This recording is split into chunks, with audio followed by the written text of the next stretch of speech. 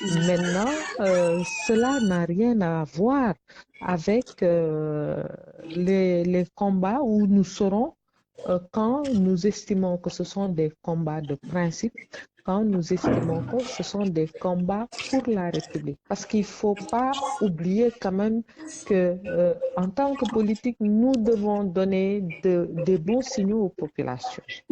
Nous constatons que les amis d'hier deviennent les ennemis d'aujourd'hui, les ennemis d'hier deviennent les amis d'aujourd'hui, et que la recomposition se fait peut-être au gré des situations. Nous estimons que ce n'est pas cela le signal qu'il faut donner. RFM, la radio de toute l'actualité. Allons dans le département de Keur Massar où le dernier découpage administratif continue à poser problème. La coordination des collectifs de Tivaouane Peulh accuse le maire de Keur Massar Nord de vouloir accaparer leur territoire sur le rond-point Apix, Darussalam et le croisement de Tivaouane. Ces jeunes disent niet et déclarent le maire Adamassar persona non grata dans leur commune. Ils l'accusent d'avoir acquis 90 parcelles dans leur zone et collecté de façon illégale des taxes municipales auprès des commerçants. Aminata Ba.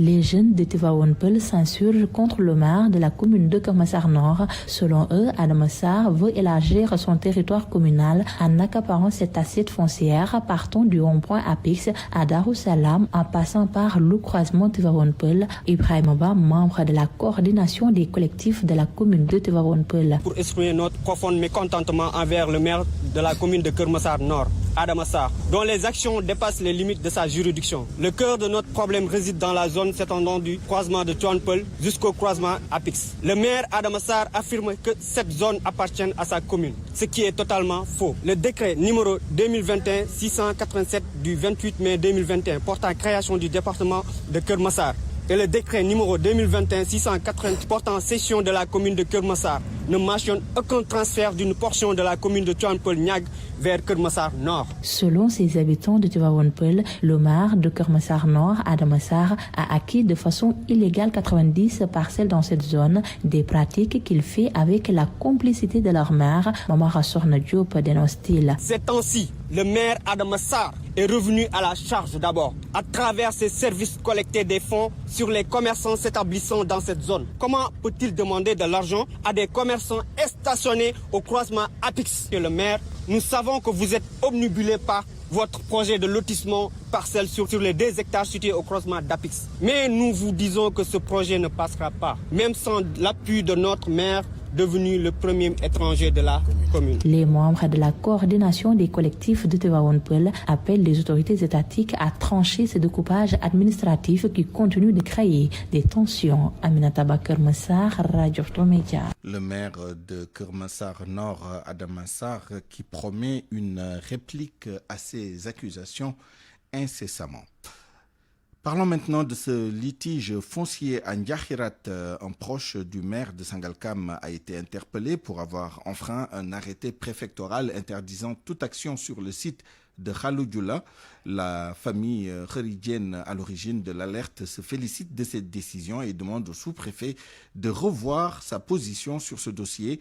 Mamadou Diop Thioune parle de délinquance municipale. Il est au micro d'Abdou Diouf Diagne. Ce que je pourrais appeler les états de concussion, maire de Sangalkam, et qui doit cesser d'user et d'usurper de sa fonction pour être aujourd'hui un prédateur foncier. Les faits sont là et il est constant, établi que son petit frère qui est en garde à vue fait l'objet d'une arrestation suite à un lotissement sans légalité, illégitime, illégal, non déclaré, non réglementé. Sur ce point, nous interpellons l'État du Sénégal dans le Djoubdjoubal Djoubanti, de faire du Djoubdjoubal au sein de son entourage et de ses collaborateurs avant d'interpeller les citoyens à s'aligner. Parce que ce qui est flagrant, c'est que si les maires aujourd'hui sont à la tête de cette fraude, c'est oublier que tout ce qui relève des délibérations de Khaloudjoula sont nuls et non effacés par un arrêté. Il y a de cela plus de 5 ans, je peux dire même.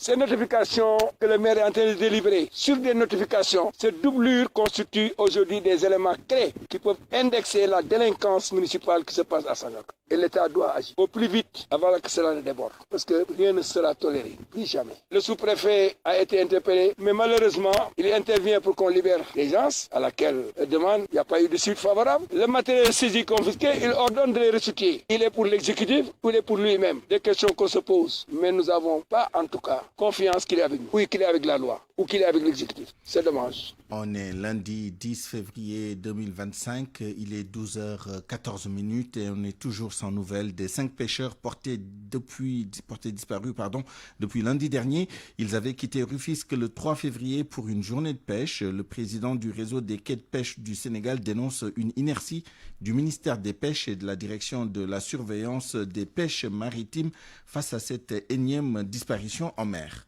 Un expert en incendie et sauvetage explique dans ce dossier de Boubacar Dieng comment s'organisent ces recherches. Nous n'avons aucune information concernant la pirogue. Depuis lundi passé, la pirogue est portée disparue. Voilà maintenant 7 jours et oui, une semaine sans nouvelles de Doudou Niang, Mohamed Niang, Yaya Diallo, Yoroba et Mamadou Tine. Au niveau local, les pêcheurs s'organisent pour retrouver leurs camarades. Pierre Mboupe. Pas plus tard qu'avant-hier, une pirogue de Saint-Louis est allée faire des recherches. À Joal aussi, des pêcheurs ont fait la même chose pour ratisser large. Le président du réseau des quais de pêche du Sénégal regrette une inertie du ministère des Pêches et de la direction de la surveillance des pêches maritimes face à cette énième disparition. Je fais partie de ceux qui ont soutenu Pastef, mais quand il y a quelque chose qui ne va pas, il faut le souligner. Le directeur de la surveillance des pêches maritimes est au courant de cela depuis longtemps. Je lui ai dit qu'un problème d'urgence se résout avec des mesures d'urgence. Mais jusqu'à présent, ni le ministre de la Pêche, ni le directeur de surveillance des pêches maritimes n'a manifesté son soutien.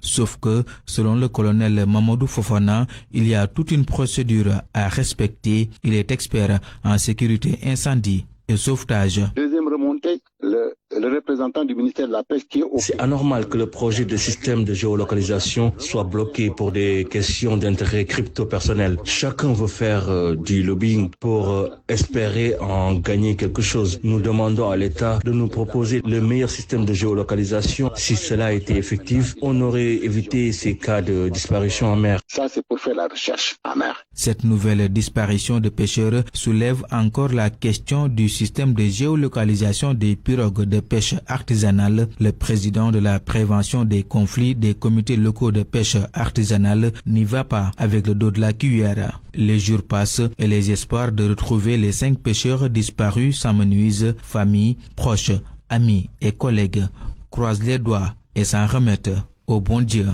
Un incendie s'est déclaré tôt ce matin dans un entrepôt de bois aux HLM Paris à Guédiawaye. Il n'y a pas de perte en vue humaine, heureusement, mais d'importants dégâts matériels ont été enregistrés. Le propriétaire estime les pertes à plus de 12 millions de francs CFA. Écoutons Cheikh Omar Diallo au micro de Salamata Ousmane Diallo.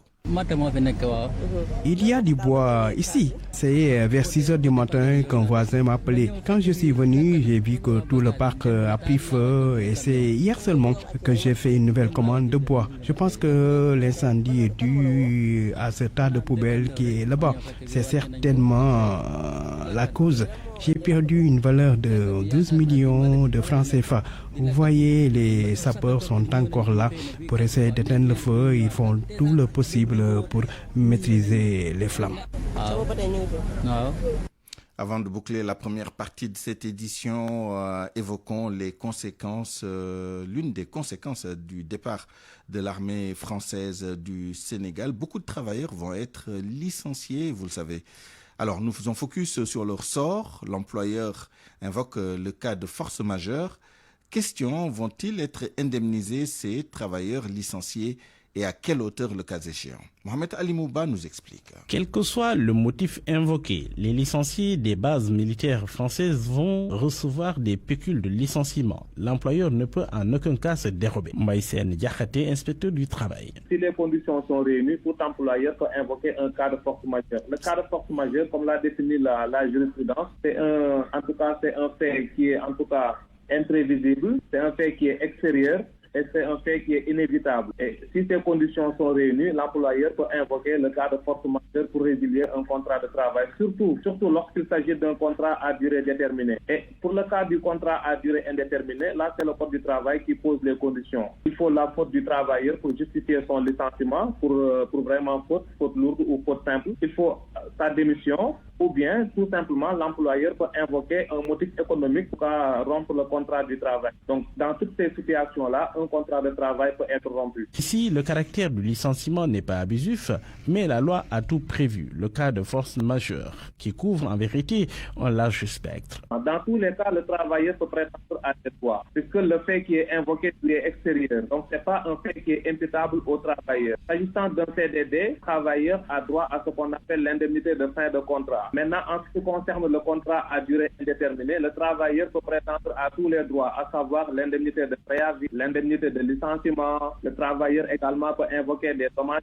intéressés devant. Mais comment devrait se faire l'opération? Pour le professeur Aliou Badji, spécialiste du droit du travail, cela se fera au cas par cas, en fonction de l'ancienneté du travailleur. Et donc plus le travailleur tient, plus ses indemnités de licenciement substantielles. Donc c'est comme ça que ça se calcule. Les calculs se trouvent dans la Convention collective nationale interprofessionnelle, qui est une source professionnelle du droit du travail. Plus de 160 travailleurs sont concernés, plus de 500 emplois indirects perdus aussi. RFM. L'actualité internationale. Le journal international avec vous, Georges Détié Diop. Bonjour. Bonjour Souleymane. Niger, les assises nationales démarrent cette semaine. Elles vont se tenir du 15 au 19 février à Niamey, une période décisive pour la définition de la durée de la transition en cours. C'est samedi que le général Tchani a signé le décret convoquant ces concertations.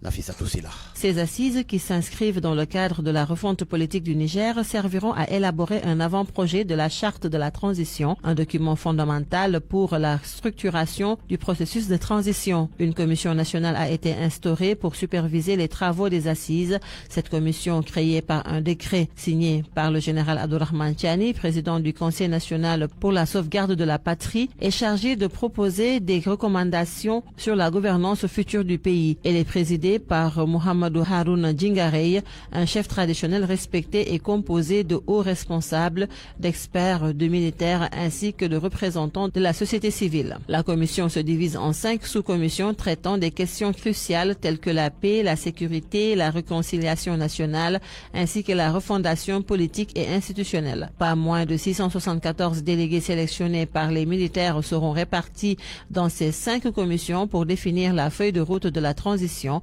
Les seuls absents seront les représentants des partis politiques toujours suspendus. Ces débats seront basés sur les résultats des concertations régionales qui ont eu lieu début 2024 dans les 8 régions du pays. Au Niger, toujours, les forces de sécurité ont démantelé un réseau de trafic d'armes à environ 20 km de la ville de Taoua.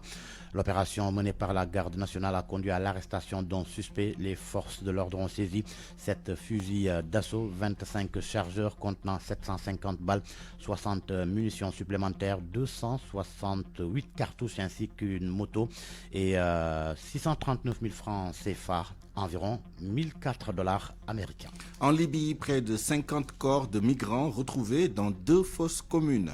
28 dans une fosse commune dans le désert du Sud-Est, une annonce hier du procureur général sur sa page Facebook. Selon lui, les corps ont été retrouvés au nord de la ville de Koufa, à plus de 1700 km de la capitale Tripoli, tandis que 76 migrants ont été libérés de la détention forcée. Jeudi, la direction de la sécurité d'Al-Wahat dans le sud-est du pays a récupéré 19 corps d'une fosse commune dans la région de Dihara, et le Croissant Rouge a récupéré 10 corps de migrants au large du port d'Ila dans la ville de Zawiya à l'ouest après le naufrage de leur bateau. En République démocratique du Congo, l'armée arrête des dizaines de ses militaires et combattants Wazalendo. Ils sont accusés d'avoir commis plusieurs assassinats et des pillages dans plusieurs villages du territoire de Kabaré et dans la ville de Bukavu dans le sud Kivu. Le sud Kivu en proie au combat entre l'armée et ses alliés opposés au M23 soutenu par le Rwanda. Hier, une accalmie a été observée sur le terrain. En France, pour terminer, Paris accueille ce lundi et pour 2 jours le 3e sommet international de l'intelligence artificielle. Près de 1500 participants, dont des chefs d'État, se sont donné rendez-vous au Grand Palais. Ils vont échanger lors de tables rondes aux noms évoquant aussi bien des opportunités que les dangers de cette technologie, entre autres thématiques, cyberattaques et intégrité de l'information, IA et sciences, l'avenir du travail. Merci Georges Détié Diop. Parole aux auditeurs. L'actualité, qu'en pensez-vous? Moi, je pense que vous devez. Réagissez dans nos éditions d'information sur l'actualité. Bonjour. Du lundi au vendredi, vous avez la parole sur RFM. Dans notre rubrique Point de vue, nous débattrons du dernier cadre unitaire de l'opposition en date, le Front pour la défense de la démocratie et de la République, qui a été porté sur les fonds baptismaux ce week-end. Pour en parler, nous serons avec le docteur Demba Gueye, analyste politique, enseignant à l'université Cheikh Anta Diop de Dakar, et Pape Amadou Fall, analyste politique, directeur de publication du magazine La Gazette.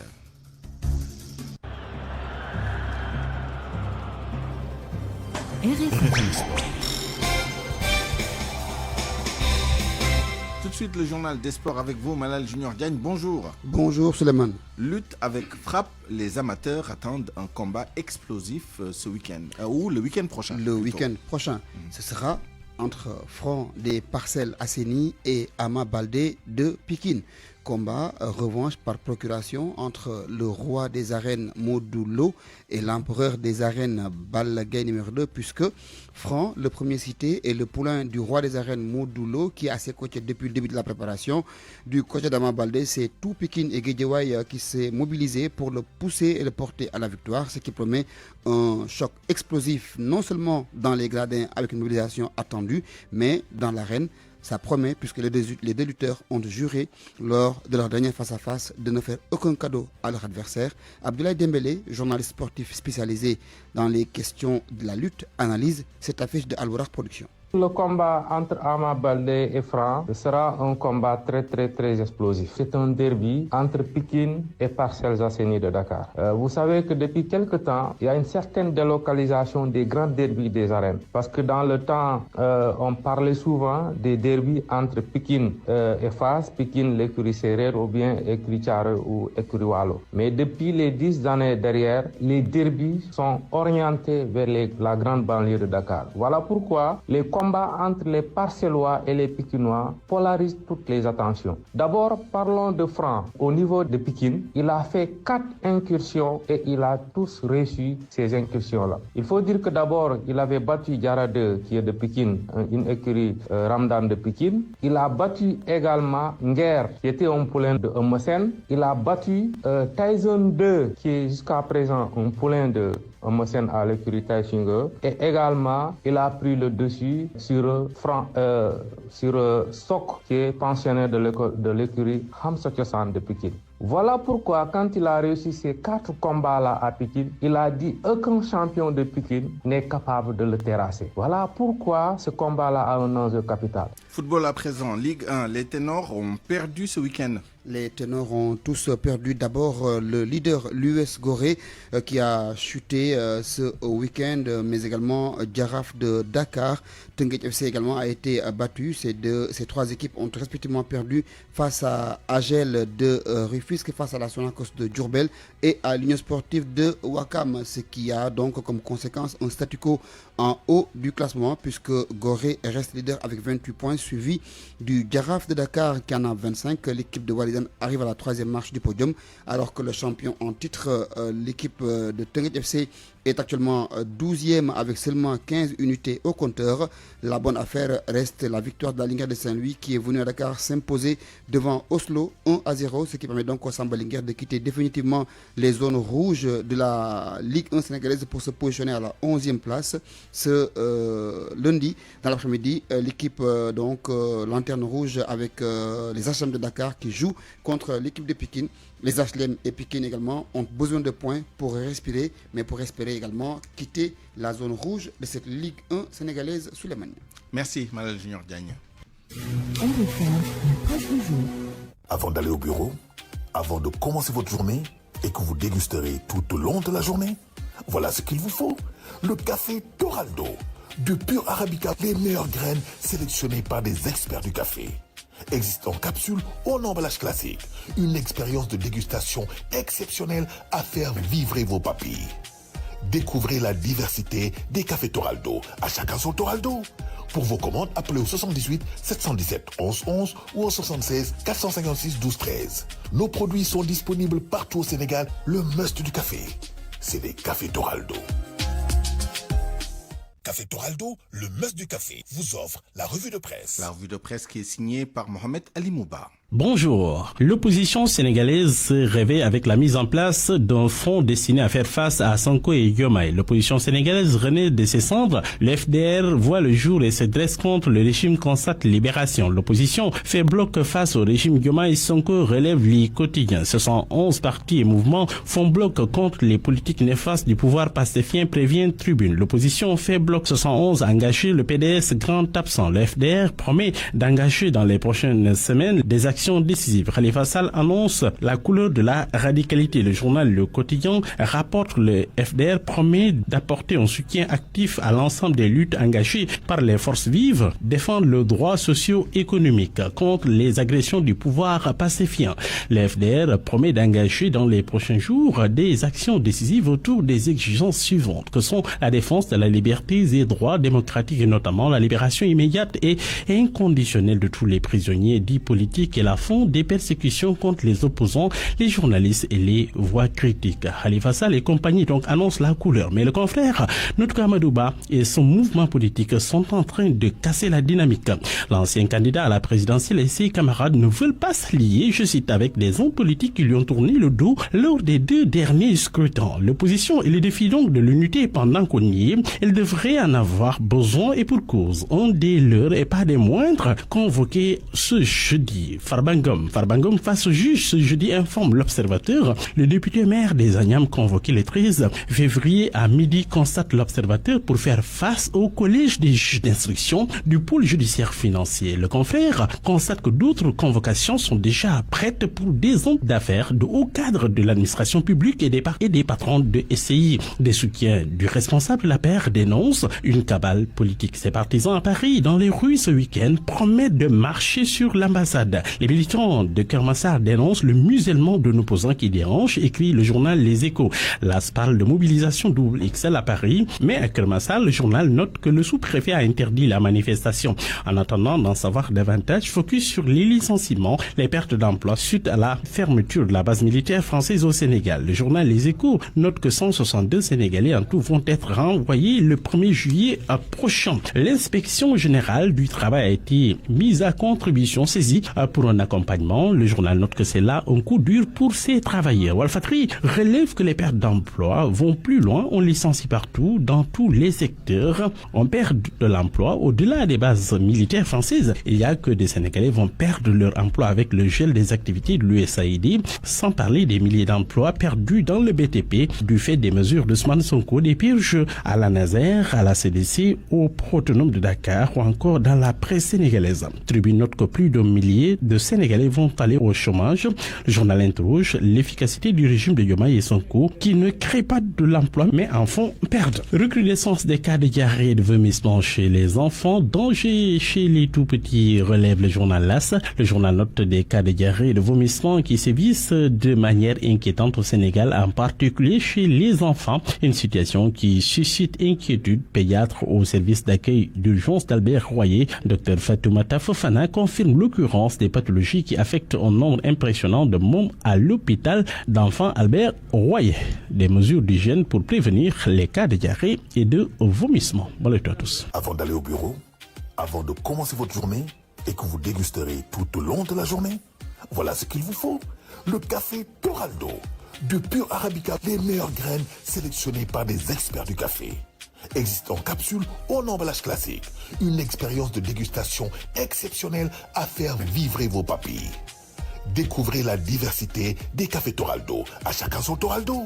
Pour vos commandes, appelez au 78 717 11 11 ou au 76 456 12 13. Nos produits sont disponibles partout au Sénégal. Le must du café, c'est des cafés Toraldo. Café Toraldo, le must du café, vous a offert la revue de presse. Point de vue. Regard croisé sur l'actualité du jour. Bienvenue dans notre rubrique Point de vue à 12h, bientôt 34 minutes. Vous l'avez noté ce week-end, la mise en place d'un nouveau cadre unitaire de l'opposition, le Front pour la défense de la démocratie et de la République qui comporte ou qui est composé de plus de 70 organisations. nous allons analyser justement la création de cette nouvelle structure fêtière de l'opposition et des forces, disons, de défense de la démocratie et de la République, avec nous, le docteur Demba Gueye, analyste politique, enseignant à l'université Cheikh Anta Diop de Dakar. Bonjour docteur. Bonjour Souleymane. Nous sommes également avec Papa Amadou Fall, analyste politique, directeur de publication du magazine La Gazette. Papa Amadou Fall, bonjour. Souleymane, bonjour. Alors, je vais commencer avec vous.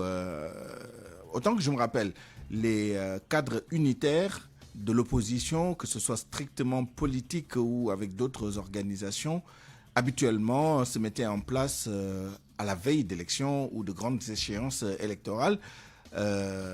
Et dans ce cas précis, c'est au lendemain de la mise en place d'un nouveau régime. Si le constat est vrai, comment expliquez-vous cela? Vous avez bien raison de rappeler que de manière générale, c'est ce qu'on vivait au Sénégal. Et je pense que au lendemain de l'arrivée au pouvoir de ce régime du PASTEF, le constat est terrible pour certains Sénégalais. Il y a eu énormément de promesses qui n'ont pas été tenues et même on se demande comment cette gouvernail ou ce gouvernail pour cette gouvernance va arriver à sortir le Sénégal de sa situation qui est terrible. La crise mondiale interpelle. Tout le monde le vit, mais le Sénégal a cette particularité que nous sommes allés dans un sens de dénoncer ou de nous dénoncer nous-mêmes auprès des instances financières de manière générale. L'économie bat de l'aile, trouver des investisseurs, vous êtes un économiste de grand talent, vous savez de quoi je parle sur ce plan-là, et l'alerte, elle est là, elle est terrible même. Donc, que ce front puisse se mettre en place aujourd'hui est bien compréhensible. Maintenant, comment dérouler une stratégie qui puisse permettre de bien mettre la pression sur le pouvoir en place et amener peut-être à des discussions pour aller ensemble et redresser dans la mesure du possible, c'est cela qui est attendu. Maintenant, cette division, Amadouba, qui n'est pas dans l'exercice, le Parti démocratique sénégalais également, sont quand même des ténors de la politique sénégalaise et l'on aimerait surtout que ce front puisse s'élargir pour bien impacter. On évoquera les absents tout à l'heure. Sur les présents, docteur Demba Gueye, plus de 70 organisations et Khalifa Ababakar Sall qui a parlé au nom de ce front hier, l'a précisé, la liste n'est pas exhaustive. Revenons maintenant sur la justification de la mise en place de ce front. Le même Khalifa Ababakar Sall évoque justement les attentes non satisfaites des Sénégalais vis-à-vis de ce nouveau régime, mais également la nécessité de clarifier le positionnement des uns et des autres, soit vous êtes avec le pouvoir, soit vous êtes dans l'opposition si vous le décidez. Est-ce que pour vous, ces explications sont suffisantes pour expliquer la mise en place de ce cadre à ce moment précis et pour embrayer un peu sur ce que disait Papa Amadou Fall, est-ce que les conditions sont réunies pour la réussite de ce nouveau cadre unitaire? Bon, écoutez, vous avez raison de poser la question de savoir est-ce que les explications de Khalifa Sall sont suffisantes. Je dirais suffisantes pour les leaders de cette coalition, oui, c'est des explications suffisantes parce que véritablement, à mon avis, leur conviction, c'est le positionnement politique. Il l'a dit, Khalifa Sall l'a dit, il a expliqué le slogan Front pour la démocratie, je ne sais pas encore comment ils l'ont intitulé. Front pour la défense de la démocratie et de la République. Absolument. Il a martelé, il a insisté pour dire voilà véritablement l'objectif de ce mouvement, de cette coalition se trouve dans cet intitulé. Et il a insisté sur un certain nombre de points. Donc, à mon avis, pour eux, c'est suffisant pour eux comme argument. Mais est-ce que c'est suffisant pour convaincre les Sénégalais. Est-ce que c'est suffisant pour convaincre les autres partis politiques qui n'ont pas adhéré? Ça, c'est un point d'interrogation. Vous savez, quelque part, j'ai fait des notes. Quand je réfléchis, j'essaie de mettre en ordre ma réflexion. Et j'ai noté quelque part qu'il s'agit, entre autres, d'une bataille pour le poste du chef de l'opposition. C'est une bataille de positionnement politique qui est en train de se jouer. Et cela justifie pour moi l'absence de certains ténors comme Amadouba qui se réclament chef de l'opposition. Sur le plan institutionnel, oui, c'est Amadouba, mais sur le plan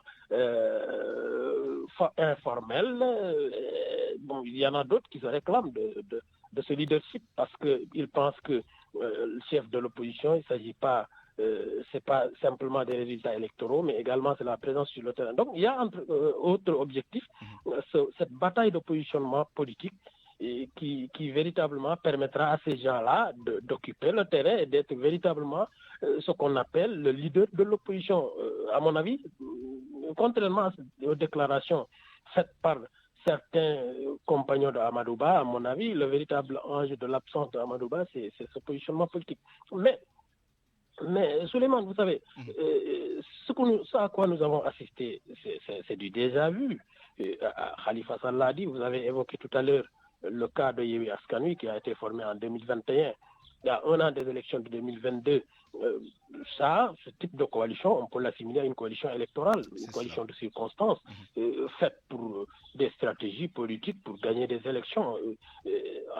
Cette coalition, vous êtes quand même dans votre intervention, vous avez semblé dire que cette coalition a été formée à un moment où il n'y a pas véritablement un enjeu électoral immédiat. Mais la nouveauté, c'est que le pouvoir a clairement dit depuis des mois, même si dans les faits, il y a quand même une approche relativement plus subtile, que le pouvoir allait gouverner seul. Pastef allait gouverner seul. Alors que au lendemain des élections, dans d'autres contextes, le pouvoir cherchait à ratisser large et à se coaliser avec une partie de l'opposition pour élargir sa base. Absolument. Il y a fondamentalement ce facteur-là qui explique qu'aujourd'hui, peut-être, il y a une formation prématurée de coalition. Parce que un homme politique, il a besoin d'exister. Exister dans la gestion, en faisant en tout cas un partage du pouvoir, en s'alliant avec le parti au pouvoir. Vous l'avez dit, les déclarations de Ousmane Sonko et de ses compagnons n'ont pas encouragé ces tentatives de transhumance politique de ces leaders-là. Ça, c'est un fait. L'autre fait, c'est que aussi il y a eu tellement de clash entre ces opposants-là, il y a eu tellement de problèmes, tellement de divergences, tellement de conflits que envisager un compagnonnage, ça peut être extrêmement difficile. Ce qui fait que certains n'ont même pas tenté, de rallier le parti au pouvoir. Donc voilà un ensemble de faits qui expliquent cette formation prématurée de coalition et quand même que tout démocrate doit saluer parce que dans une démocratie, il faut qu'il y ait une opposition. N'est-ce pas? Papa Amadou Fall, le constat ces deux dernières alternances, c'est pas le cas depuis avec Abdoulaye Wade, hein, dont la victoire était assise sur une coalition large et forte, mais les alternances suivantes ont été le résultat d'un cavalier seul de l'un des ténors de l'opposition. On a même parfois parlé de trahison. Alors, comment, dans ces conditions-là, expliquer que l'opposition continue à penser qu'il peut y avoir une approche unitaire qui va continuer jusqu'à la prochaine élection ou jusqu'aux prochaines élections? Et j'ajoute aussi la question du leadership de cette coalition. Comment le voyez-vous, vous? Vous savez, je ne pense pas que ce front qui vient de naître soit guidé par des intérêts qui vont dans le sens de qui est le chef de l'opposition, qui est le leader, qui devrait diriger. Je ne suis pas de l'avis du professeur. Je pense que la situation que vit le Sénégal, analysée finement par cette soixantaine de partis qui s'est mise en place, c'est cela qui les guide à dire il faut que l'on soit debout pour alerter. Cela va dans le sens de l'alerte. Ce n'est pas pour une démarche électorale. Je ne le pense pas. Personne ne souhaite que les choses partent en vie pour que l'on dise que oui, le Sénégal est dans une révolution ou autre. Non, il s'agit de bien encadrer notre démocratie pour que les choses puissent aller de l'avant. Passer la vie, gouverner seul. Très bien. Gouverner seul, cela ne signifie pas qu'il faut se refermer ou s'enfermer. Au nom de la souveraineté, ils évoquent cela, le PASTEF. Mais je pense que les meilleures dispositions à prendre aujourd'hui pour sortir le pays, parce que reconnaissons-le et disons-le fermement et hautement, le président de la République lui-même l'a dit, le président Faye a dit que le Sénégal connaît des difficultés et que ces difficultés vont aller de l'avant. Sortir de cette situation aujourd'hui est une absolue nécessité. Et je pense qu'au-delà de dire qu'Amadou Ba va se positionner Khalifa Sall ou telle autre personne, non. Ce que l'on attend surtout même, c'est dans la mesure du possible, c'est d'avoir un front beaucoup plus large. Et si j'ai bien entendu, d'ailleurs, il ne s'agit pas que de partis politiques, il y a aussi des organisations de la société civile, ce qui nous ramène aussi à l'intitulé de ce front. Il s'agit d'un front pour la défense de la démocratie et de la République. J'ai oublié d'évoquer tout à l'heure, quand je parlais des justifications, justement la dimension lutte pour l'indépendance de la presse, pour les libertés, pour les institutions de la République. Docteur Demba Gueye, je rappelle que vous êtes analyste politique, enseignant à l'université Cheikh Anta Diop de Dakar. La dernière question pour vous, justement. Comment tenir, comment consolider justement cette nouvelle alliance au-delà des affinités politiques? Quel rôle de la société civile dans ce genre d'organisation? Quel rôle pour la population, justement, en général, les citoyens, pour justement donner un sens à ce type de structure? Bon, j'attends de voir. Mais en passant, je voudrais juste rappeler à mon frère Amadou Fall que ce que j'ai dit, l'analyse que j'ai faite, c'est basé sur la déclaration de Khalifa Sall qui a lui-même dit carrément que ce que je viens de dire, c'est-à-dire le positionnement politique fait partie de leur objectif. Ça, c'est Khalifa Sall lui-même qui l'a dit. Maintenant, pour répondre à votre question, j'attends de voir quelle sera la place de la société civile dans cette coalition. Parce que vous savez, une coalition politique, soit c'est une coalition politique, oui, ou alors c'est une coalition citoyenne. Je ne sais pas que vient faire la société civile dans cette coalition. Parce que, en tout cas, le contexte ne s'y prête pas. Vous savez, les coalitions politiques, c'est vrai, peuvent intégrer des mouvements de la société civile. Mais ça arrive généralement dans le cadre de contextes politiques assez tendus, où véritablement toutes les forces vives de la nation se retrouvent pour combattre quelque part un régime en place. Souvent, ce sont les régimes finissants. Mais pour un régime qui vient de commencer, je ne vois pas que vient faire la société civile dans une coalition qui est formée à un contexte où véritablement il n'y a pas d'enjeu très important. Maintenant, je reviens sur cette coalition. Vous avez quelque part posé la question à savoir comment est-ce qu'ils pourraient faire pour arriver à leurs objectifs. À mon avis, ça va être extrêmement difficile parce que cette coalition n'est pas différente des coalitions précédentes. Vous avez vu, là où la coalition Yewwi Askan Wi a fini, la coalition Yewwi Askan Wi a fini par éclater. Pour les raisons que vous savez, les égoïsmes, les égos surdimensionnés des différents leaders politiques. Et pourtant, la coalition Yewwi Askan Wi était beaucoup plus organisée. On attend de voir comment est-ce que ces gens-là vont s'organiser. Il faut qu'il y ait une charte, il faut qu'il y ait des objectifs bien clairs, il faut qu'il y ait un leadership, vous l'avez dit. Mais qui va être le leader de cette coalition-là? Une coalition politique sans leader charismatique n'a aucun avenir. Vous le savez, Souleymane, vous êtes très expérimenté. On attend de voir. Je ne veux pas quand même faire des jugements prématurés, des préjugés sur cette coalition-là. J'attends de voir comment ils vont s'organiser, comment ils vont orienter leur discours. Parce que pour le moment, le discours ne me satisfait pas. Ils sont encore dans les discours simplificateurs, des discours émotionnels, l'exploitation des frustrations populaires. C'est ce que vous entendez, c'est ça, hein? Pour le moment, ils ne nous parlent pas d'économie. Ils ne pointent pas du doigt les échecs économiques du nouveau gouvernement, l'inefficacité des politiques sociales. Ils ne proposent pas, en tout cas pour le moment, un discours qui va convaincre l'élite sénégalaise. Ça peut peut-être convaincre la grande masse, parce qu'encore une fois, pour le moment, ils sont dans les généralités, dans les discours simplificateurs, dans les discours émotionnels.